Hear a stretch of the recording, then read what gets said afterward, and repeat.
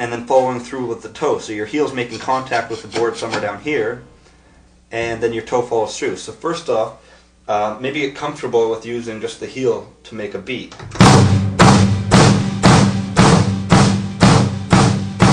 And actually this is harder to do than actually doing the heel toe. It's just a good way of overemphasizing the heel hit.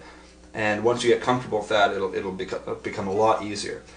So you're doing the heel hit, and then you're following through with the toe part of your foot and doing a double.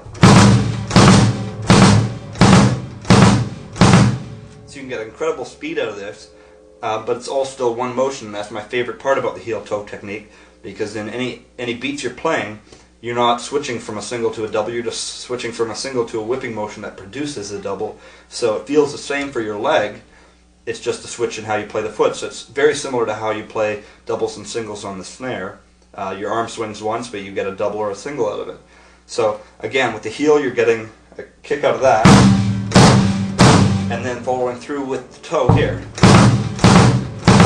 Now for those of you with really big feet, there's a second way of doing this, which is instead of using the heel and toe, you're actually using the pad of your foot here and your actual toes. So that's a little bit harder for me to play just because I haven't practiced it a lot, but I'm sure it'll be just as easy for somebody that actually practices it as much as I've done for heel toe technique.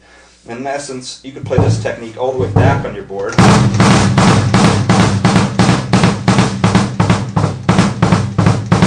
See here, I'm trying to go back as far as I can just to overemphasize my point here, but basically no matter how big your foot is, if this portion of your foot right here can rest on the pedal, which should be everybody, you can pull out some doubles.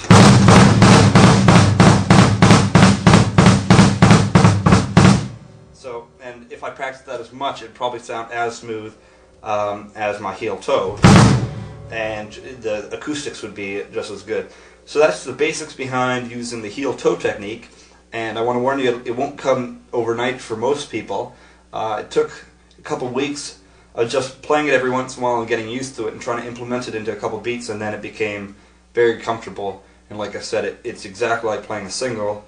You're just following through with the whipping motion and getting a double. So practice that and it should come through for you.